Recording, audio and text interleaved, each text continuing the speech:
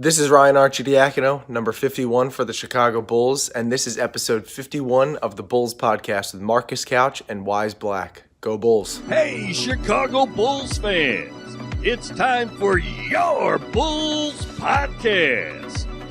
Here are your hosts, Marcus Couch and Wyse Black.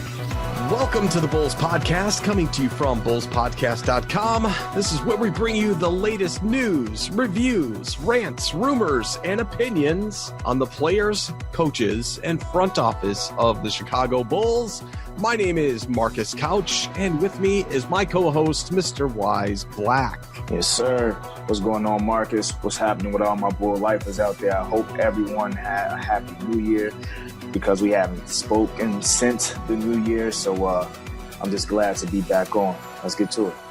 Oh, yeah. Hope everybody enjoyed the Tommy Edwards interview. I got a lot of great feedback about that and have talked to Tommy since. So I think Tommy's a listener now, and we can maybe include him on some more stuff down the road. Who knows? We got a couple things to talk about this episode, including the Bulls versus Pelicans rundown. We've got some Bulls 2020 resolutions for the year and game predictions for the coming week. So we will be right back to get to all that right after this quick timeout. Bulls fans, remember to follow the show on social media at Bulls Podcast and at bullspodcast.com. And as you heard in that show intro by none other than number 51, Ryan Archidiacono, it is episode 51 of the Bulls Podcast. Wyse, we're stepping it up this year. Some new stuff. Yeah, hey, that was shout out to Ryan Arch for that. That was a very, very nice intro. We appreciate it. Yeah, so we're going to be using variations of that throughout the coming episodes of the Bulls Podcast. It's pretty cool. Now we're actually getting players to say their numbers instead of just this weird bit game that we played. So, and Wyse, I think we'll come back around after we hit number 100. Then we can just, do the episode game all over again. It's the gift that keeps on giving. Sounds good. All right. So not only is Ryan Archidiacono number 51, but also Michael Ruffin. He was the very first one to wear number 51. He was drafted by the Bulls in the second round with the third pick, 32nd pick overall of the 1999 NBA draft. And then next, Lawrence Funderburk at number 51 in the last year of his career as he joined the Bulls briefly in 2005.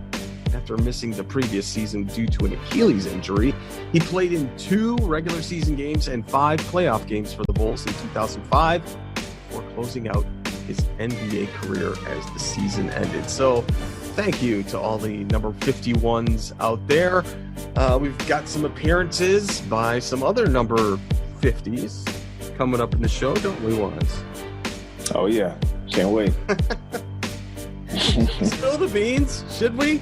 Come on. You got to tease them. You got to tell them stuff. Come on, go ahead. Tell them who we got coming up.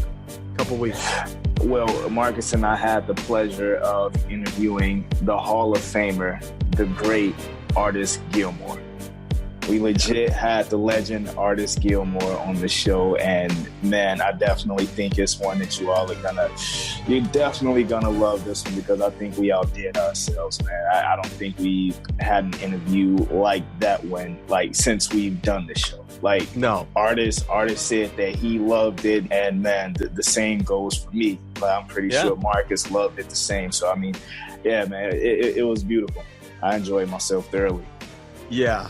It's historical, I think, because there are things. I listened to every interview of Artis Gilmore that there was on YouTube, and that's hours worth. And each one, the longest one I ever saw was like maybe 20 minutes, where he sat down for his Hall of Fame thing and did a thing when he was inducted into the Hall of Fame, and that was like 20, 30 minutes. Wyse and I talked to Artis Gilmore for an hour. An hour, and it didn't drag. It was story after story after story after story. And exactly.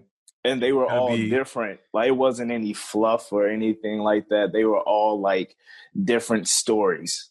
You know what I mean? And I thought that we asked some very, very good questions as well. And I was just happy that he was open to answering them. And I thought that he actually went in depth with his answers. So yeah, guys, you gotta wait and listen to this one. Yep. So that'll be show number 53. So that'll be a couple episodes away from now. In the meantime, let's shift gears and get to a depressing type of thing, and that's the Bulls versus Pelicans post game.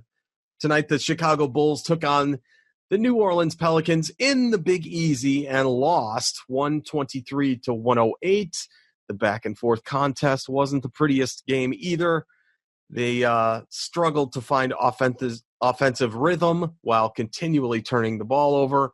There was hope, actually, at the beginning of this week that this would serve as Zion Williamson's first game back in the season, but the team has really been treating his injury with an abundance of caution, just kind of let his knees rest. And from what I hear, Wyse, he's been like learning how to walk again all over, like to get rid of that crazy sway walk that he had previously. It sounds like they're just kind of making him reinvent himself from walking to running to jogging and all of that, reteaching him how to do that without screwing up his knees and his hips. That's sad, man. But you know what?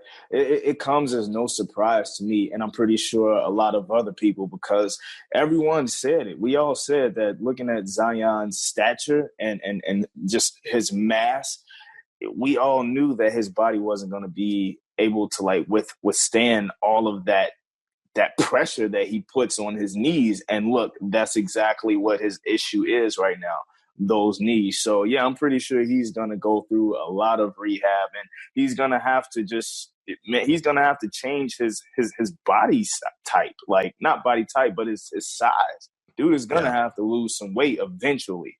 If not this year, eventually he's going to have to lose some weight if he's going to have any longevity in this league. And maybe that's what's happening now. They might have said, hey, dude, while you're down and out, you're going to go on a diet. You know, seriously, this is a couple months, 2-3 months here that we've got. Let's get you on a nutritional plan and get your body right, because you're going to need to be lighter when rehabbing for that injury anyway. Yeah, they may have made him go vegan or something like that. I mean, that's the new in New Orleans. Vegan? Are you kidding me? Vegan means they deep fry the vegetables. What are you talking about? Come on. All right, getting back to this depressing Pelicans game. Yeah. I hate talking about it. Notable performers: Zach LaVine, 32 points, 6 assists, 5 rebounds. Chris Dunn, 15 points, 6 assists, 5 steals, 4 rebounds, 5 steals. Jeez. You got Brandon Ingram on the other side, 29 points, 11 assists, 8 rebounds. Derek Favors, he had 12 points and 9 rebounds. So overall, pretty disgusting game. We really didn't have a chance. And, man, these teams with their highlight players out of the game, and we still find a way to get our tails kicked in. I don't know, man. Like I said this on Twitter today, the Bulls' third quarter from now on is going to be known by me as tank fuel, because they are fueling up the tank in the third quarter. And I don't mean their own. I mean like tanking this season. So we're going to talk about some of that stuff coming up. But overall wise, what do you think of the performance of the Bulls in this particular game? Shoot, man, to tell you the truth, I didn't really get to watch the first 3 quarters of this game due to work. But, I mean, look, after looking at the fourth and the way the team looked overall, I pretty much get the gist of what this game was, which is essentially like most of the games this season. The Bulls' game plan sucks. The defense is mediocre to borderline fair when they face off against teams with actual talent. like outside of what Chris Dunn does, I think he's a really good individual defender, but he can't defend everyone on the team. So, I mean, that just is what it is. And the multi-ball handler system is trash for this team because we don't have great ball handlers to begin with, not to mention that it seems like there aren't any legitimate plays being ran to get your best players the ball. I think they need to scratch this so-called multi-ball handler system and simply run the offense through Zach and Laurie from a two-man game standpoint. I know Laurie can shoot. So for that matter, I think he and Zach should alternate between high and low. Half of the time, Zach should have the ball in his hands to create for himself and others. Now, obviously, that's a skill that he still needs to develop, but I'd rather that than what they're currently running because it simply doesn't work. I don't like how Kobe doesn't have a specified role on the team other than just go out there and shoot as much as you want. I think Kobe could be much more valuable to us with a niche role such as, something like a spot up shooter and a slasher until, he fully develops as a decision maker. Now, I wouldn't want the ball completely out of his hands because he does need that experience to learn, but I think there's a smarter way to have him go about doing so, which is to give it to him in spots, but for the most part, have him off the ball. I think he can shoot well enough and convert decent enough at the rim to take on the spot up and slasher roles. They clearly missed Wendell Carter Jr. on the boards and defense. So, we can basically expect them to struggle getting inside stops, although Gafford is still available. And he does a pretty good job defending the paint, but I still think we need more. And hopefully Wendell Carter Jr.'s injury isn't going to keep him out very long because the last thing we need is him missing valuable playing time for experience purposes. Zach did his thing, but I mean, it wasn't enough as usual. And all I can say is I feel sorry for him because I believe he actually deserves to be an all-star based on, because I actually think he does deserve to be an all-star. But based on how this team looks and their record, he realistically probably shouldn't be one. Now, that isn't his fault. I put it mainly on the lack of adequate coaching and the surrounding talent, but it is what it is. But with that being said, he very well could make the all-star team because the East is so miserably trash that it doesn't have many legitimate all-stars. Therefore, players with teams that, are well below 500 can make it, but I mean, truthfully, in regards to this whole all-star weekend thing, I'm just excited to see D Rose back in all-star weekend, especially in Chicago. Oh, yeah, that's going to be great. I can't wait for that. All right, we are going to come back and come up with some of our Bulls 2020 resolutions right after this quick timeout. Hey, everybody, remember, we are a new show and we do need your support in social media. We made it really simple to find us with some special redirect links. You can find us at Bulls Podcast on Twitter, on YouTube, on Instagram, and go to bullspodcast.com/Facebook to get tied into our Facebook group. And if you'd like to subscribe to the show, we are on Apple Podcasts at bullspodcast.com/Apple, on Stitcher, bullspodcast.com/Stitcher, and on Spotify at bullspodcast.com/Spotify.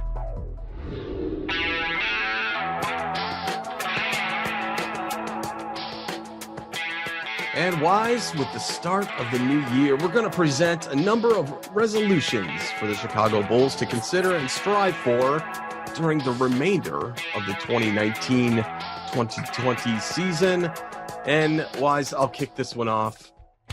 Zach LaVine to the All-Star game and the dunk contest. We just talked about him. Derrick Rose is coming home to compete in the skills contest during All-Star weekend. I'd love to see Kobe White in that. Wouldn't that be cool? And what, the skills contest? Yeah. I'd like to see him in the rookie versus the sophomore game too. Yeah, he should be in it, right? Yeah, he'll be in that. Yeah. But I mean, just to see goofy Kobe White flailing around in the skills contest would be pretty hilarious, clutching his way through.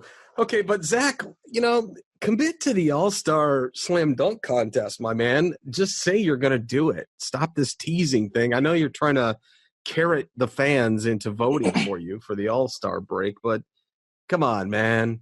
It's in Chicago. Why didn't you just come right out and say, hey, yeah, I'm a 2-time champion. I'm about to be 3-time champion. Let's start to talk some smack to the other dunk competition out there. I see you're already kind of leaking footage of you doing dunks, but really how I look at it and Zach's approach to, saying that he's not, he's not going to commit to being in a dunk contest, unless he's an all-star. I actually like that. I think, or at least how I see it, or at least hopefully what I think it is I think he's like, I don't feel like I even deserve to be at All-Star Weekend if I'm not good enough to be an All-Star, especially when the All-Star game is in my city. You know what I mean? Because he didn't say it like that. I'm pretty sure he didn't, but I'm saying like maybe this is his thinking. I don't know what he's really thinking, but at least that would be my mind frame with it. Because, dude, you're supposed to be the franchise player. You're the face of the Chicago Bulls. And for you to not make the All-Star game in the Week East when the game is in your city, that would be kind of embarrassing to just do something that basically any player in the NBA could do, which is the dunk contest. You know what I mean? I think that's maybe his thinking, which I could be wrong, but yet and still the competitive side of me hopes that that's the case. Although, it would be pretty fun to see him in a dunk contest. Of course, I'd be rooting for him, but I mean, with the idea that I just gave, I hope that that's the case because I'm all for it if it is. Yeah. So if Zach does not compete in the dunk contest, I nominate Cristiano Felicio. Dude. All right. Next, Lowry Markkanen locks in on beast mode. Wyse, we're getting almost halfway to the season, but Lowry's still nowhere near the beast that he was projected to be. Remember last season, Gar just got a Woody? He's like, oh, did you see how swole Lowry is? And then Lowry messed up his elbow and wasn't so swole anymore. Remember that? Yeah, that was fun. No, for sure. So what do you have to lose now, Lowry? Tear it up, dude. Get so aggressive that you're actually pissing off opponents. Play a little dirty. He's earned enough league currency with the refs that he can get away with some of that stuff. So take over the games, just like Wyse described, the way that Zach does. Lowry, we need you. See, with this one, I agree with this resolution. But I feel like it's on Lowry and Coach Boylen. The fact that Lowry doesn't get enough shots and he doesn't go beast mode. It's on Lowry because he's not taking the initiative to go to his teammates and be like, yo, give me the damn ball. If you see that I'm on, give me the ball and let me go to work. You know what I mean? And I put it on Boylen as well because when Lowry is hot, he's actually the one who, Lowry shouldn't have to say anything, really. Boylen is the one who should pull the players aside and be like, we all see that Lowry has the hot hand. Let's keep feeding him. Let him cook. So this whole beast mode, Lowry going beast mode for the second half of the season is really predicated on him, just growing up more and taking more of a leadership role, not really caring about, I get his teammates liking him and all of that. Forget all of that. Curse at him if you have to and tell him, get me the ball, because obviously Boylen isn't going to. So, I mean, yeah. Maybe he needs to pull a Bobby Portis and knock somebody out. Choke somebody. Maybe that'll work. Maybe that'll work. I don't know. Headbutt a ref. It definitely got Nico going. Yeah, it sure did. Next resolution, re-sign Chris Dunn for 3 years, $12 million a year. And where would that put Chris Dunn in the highest ranks of point guards at $12 million a year? Well, that would actually put him under Marcus Smart and Patrick Mills and Pat Beverly and Corey Joseph, just above Spencer Dinwiddie. And Markel Fultz, Matthew Dellavedova, Fred Van Fleet, Tyus Jones. That's the money we're talking about here. Is he worth it? 12 mil. Leading the league in steals right now, off the bench. For sure. Man, it's kind of hard for me to say. 12 million is a little steep if you ask me. Bro, I'm just saying. Otto Porter's getting 28. Of course, and we all know that he shouldn't be. We all know that he's getting paid well over market value for his talent. For his talent, he's being well paid over market value, and Gar should be fired for that Felicio's contract. Getting 8. But Chris Dunn should be getting paid what Felicio is getting paid right now. I would give Chris Dunn $8 to $9 million per year. I wouldn't want to cap strap us by giving him something like over $10 million per year. Because look, don't get me wrong, I get that he's the anchor of our defense, or at least one of the anchors of our defense between he and Wendell Carter Jr. right now. But come on, man, do you really want to? Because listen, you got to remember, we got to pay Laurie soon. We already paid Zach LaVine. We got Kobe White on the team now. What do you want to do? So if you say that you want to trade, use Kobe White maybe as a trade piece in the future or something like that, cool. You know what I mean? But you got to remember that the goal is to lure a superstar here. And we don't want to have a bunch of pieces that we have put our money into to where, we have to like just start making stuff fit and just moving players unnecessarily. You know what I mean? Wendell Carter Jr., his contract is going to come up pretty soon as well. So, I mean, that's all that I'm thinking about. And I do want Chris Dunn to stay on the team. I love the year that he's having on the defensive end. And I think that he actually does still have some room to grow. But I don't know if I want to, put a lot of my money into him just for future purposes. That's all my thinking is. I don't know. It's hard to say for me. Felicio's agent's name is Ailton Tesh, and he owns a company called Dynasty Sports. I think this is the guy that we're going to contact to represent the Bulls podcast. Because if you can get a $32 million guaranteed four-year deal for Felicio, I think you and I can do pretty well with the Bulls podcast if we got this guy on our side. That was a brain fart by Gar, man. Like I'm changing my tune. I tend to think that Felicio has the greatest basketball IQ ever. You think it was his agent? Yeah, I don't know. It was something, man. They bamboozled Gar. $8.2 million a year. 8.2 to sit on the bench, brother. This man does nothing. Yeah. Just think, man, there's $8 people million this year to chill. There's people 3 seats away from him that paid like $5,000 a game to go to the game. Oh, that's terrible. All right, telling him hold my bid. Other resolutions: make the playoffs. I think it's pretty safe to say that Wyse, we may be able to coast into the playoffs this year, barring some weird catastrophic injury. The Bulls, man, they turn it in February and March for some reason. That's when they finally get it in gear. Maybe they're just sick of being at home. It's cold in Chicago.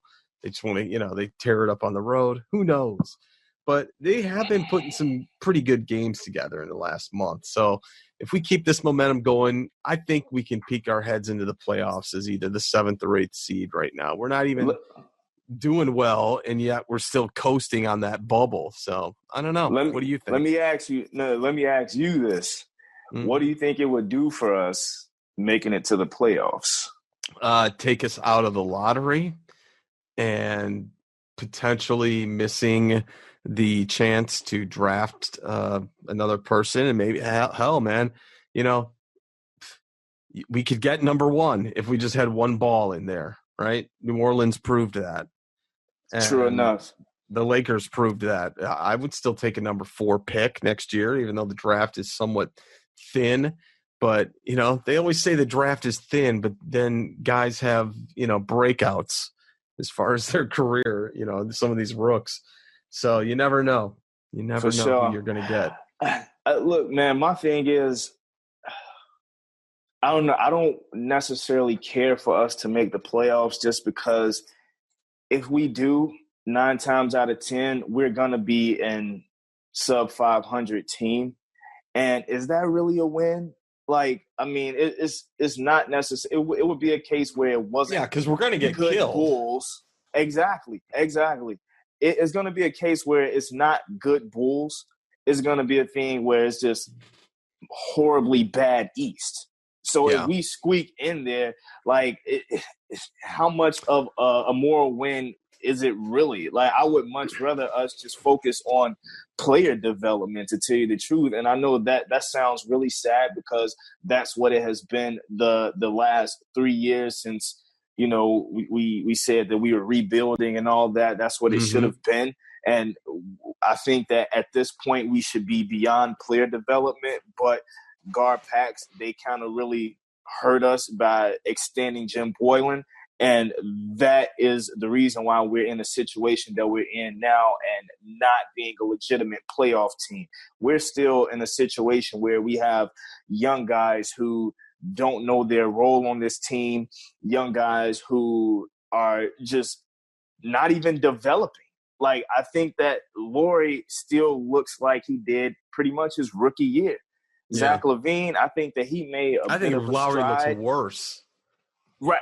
Yeah. He picked up bad habits. That's arguable. Exactly. He looks pretty much the same or even worse. And Zach LaVine, I think this year he pretty much mirrors what he did last year, but I really haven't seen anyone stand out. And Chris Dunn, with, his defensive prowess, we all knew that he was a damn good defender all along. He's been a gritty defender. So who can we say has really done anything worth talking about in terms of developing? So, I mean, that's my thing. I don't care to make the playoffs. You look back, and I kind of agree with you unless it's the sense that, okay, if we make the playoffs, maybe we'll sniff some better free agents like AD or somebody like that. I don't know. He refused to sign his extension offer. You know what that's about, man. You know what that's about. He just wants to get paid more. There you go. He wants that 202. Yeah. Instead of the 149, he's going to get that 202. That's all that's about. But I highly doubt that AD is considering Chicago. Not that he wouldn't, but based on how this team is looking, I'm sorry. I highly doubt that he wants to leave LeBron in LA with that 80-degree weather in January to come to Chicago. Is it 80? It's cold here, man. 60? Excuse me. Yeah. Exactly. Yeah. Okay. So that's that. We're mixed about the playoffs. We'll figure it out. Avoid trade distractions. There are a lot of posts actually on the internet about trading away different parts of the Bulls core, from trading Zach LaVine to Lowry to Otto Porter to Thad Young. And Shekinah Young does not like those posts, by the way, so don't do those. We shouldn't be paying mind to any of these distractions, actually. We have a pretty good core that can play ball when they're motivated to do so and they're coached the right way. So if these guys gel together as the season progresses, we could actually be in the hunt. I don't want to get led astray by trading away assets and taking on other teams' bad contracts, because that's what we always seem to do. What do you think? Look, I'm sorry, Shekinah. I am very sorry because I'm pretty sure you probably listen to the pod, and no disrespect, but I really feel like at this point we got to trade your man Thad. Like I am on the boat of trading Thad Young. And to tell you the truth, I really think it's because his skill set isn't being utilized correctly here in Chicago. And I go back to Jim Boylan for that reason. I really don't think that it's bad Thaddeus. I think that is just inadequate coaching. I really think that's the case because Thad Young, early on in the season, I thought that he continued to put up the same numbers that he has been, for most of his career. He was doing that early on in the season, but now as the season is coming to the half, Thad Young has just looked like a shell of himself. Although tonight I think he had like 18 points or something like that, but for the most part lately, Thad Young has looked really, really bad, man. He has looked just out of place in this system, this multi-ball handler system. And seriously, I think it's because he isn't being utilized the way he was in Indiana. Yeah. In Indiana, Thad used to kill us when he would come to Chicago if we were playing in their stadium. Thad Young has always been a very productive player.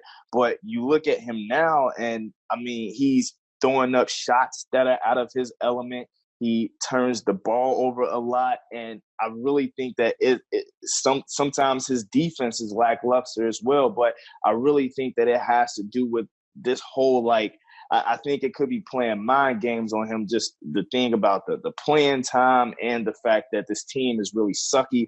Thad Young hasn't been on a whole bunch of subpar teams in his career either. And he's here with a bunch of young guys and he's trying to fight for minutes and all this. I just really think that it's a bad spot.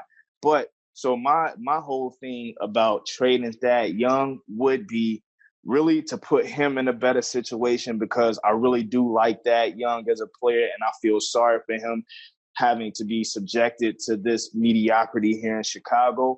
But I still think that he does have value in the trade market, because you hear teams like the Los Angeles Clippers being interested in him, and even the Los Angeles Lakers. So you have two heavy hitters right there that are considering trading for Thad Young. And I think that we could actually get something back valuable for him. Maybe some young slashers and some potential three-point shooters, some young guys or something like that. That's really what I love to get back for Thad Young, because like I was saying earlier about running the offense through Lauri Markkanen and Zach LaVine, I think it should be a high-low game with nothing but shooters on the wings. Run the ball, have the ball in Zach LaVine's hand, similar to what they do in Milwaukee, but have the ball mainly in Zach LaVine's hand and have him orchestrate the offense. That's what I feel like they should do right now. Zach LaVine does have some pretty decent point guard skills. He played a full year of point guard when he was in Minnesota for I believe it was his rookie year. So he does know how to play the point guard position. And in today's game anyway, most of the time you have your star player having the ball in their hands most of the time. So I really think that that's how I would love for this team to change in this new year. Have more shooters and more slashers, because that's something that we're sorely lacking right now. Yeah. All right. And finally, New Year's resolution. When Derrick Rose comes to Chicago, and as soon as he's done with the skills contest, they put out a press release that the Bulls have purchased his contract from Detroit and he's coming home. So I don't think that's going to happen, but we can all wish. Man. For sure. All right. So we are going to take a quick break, and when we come back, we are going to predict the games for the coming week. Who's going to win? We'll find out right after this. Hey, listeners, if you haven't subscribed to the Bulls Podcast YouTube channel, it's something you need to do right now. You can just search for Bulls Podcast or go to youtube.com/Bulls Podcast and subscribe. We're active with our subscribers and our commenters in every single episode, and I personally respond to every single comment we get. So if you're not subbed up to us in YouTube, please help us out and give us your subscription. Yeah, guys. Also, throw us a few likes on the content we've added for you there too. Help us out, people. You can also search for us on YouTube or go straight to youtube.com/Bulls Podcast and click subscribe. It will definitely help us out a ton.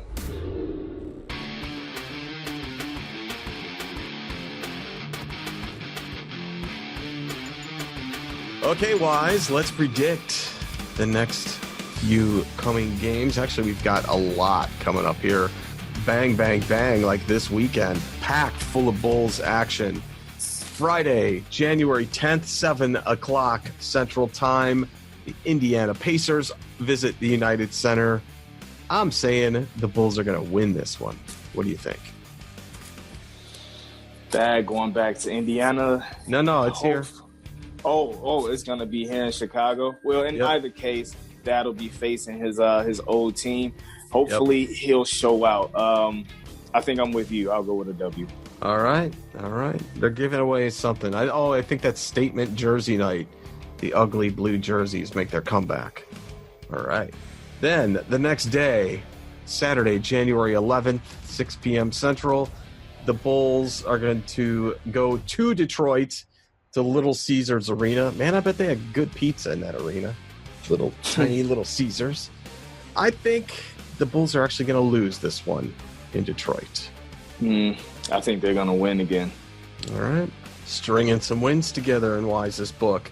Then Monday at 6:30 p.m. Central Time, they are at Boston in TD Garden. Kind of an earlier game. They're Saturday and Monday. I think the Boston Celtics are actually going to kill them. So I think we're gonna get an L on that game. Yeah, slaughter. Yeah. I know. Gordon Hayward's going to... He knows our number, man. It's just terrible. And then the Bulls head back to the UC Wednesday, January 15th, 7 o'clock Central Time in the United Center to take on the Washington Wizards. I think they're going to win that game.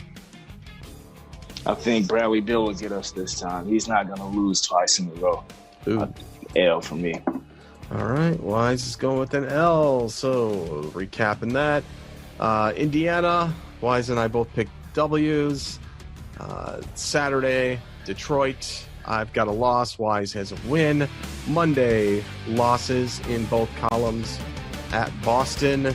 And Wednesday, January 15th versus the Wizards.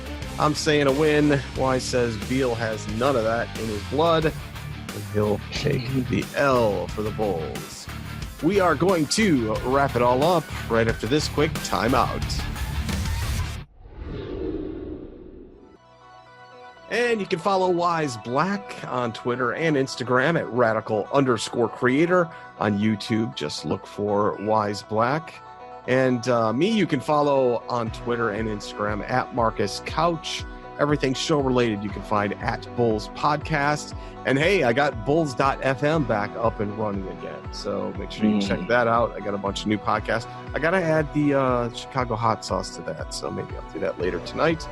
And if you can't remember any of these, go over to our show notes for this show and all the other shows over at our website, bullspodcast.com. And that's where we got all the links.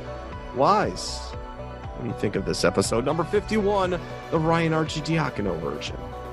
Yeah, just big ups to Arch. We really, really appreciate it. Thank you so much for the intro. It was dope. It was super solid. Apart from that, man, just appreciate the listeners for continuing to listen. And if you guys haven't, please do not forget, it would help us out a ton if you would go and rate the podcast. Please do so if you haven't yet. And that's pretty much it, Chicago. Peace and good night. Yep. Subscribe on YouTube also, youtube.com/Bulls Podcast. I'm seeing more and more things unlock. Hey, Wyse, you're a little lead on Bulls content over on your channel. What's up, man? Got some content out soon or what? Yeah, for sure, man. Just been caught up with work and all that, but no excuses, man. A lot of people been hitting me up about it. My bad, y'all. My fault. All right, yeah, we got to get you hooked up with all the video links too, and get you to put that in your channel. Maybe ain't enough time in the day, man. I know it. Tell me, I know. All right, everybody. Until next time, thank you for listening. Go Bulls. Go Bulls. Hey, Bulls fans! This is your Bulls championship announcer, Ray Clay, saying, so long, everybody. Go Bulls!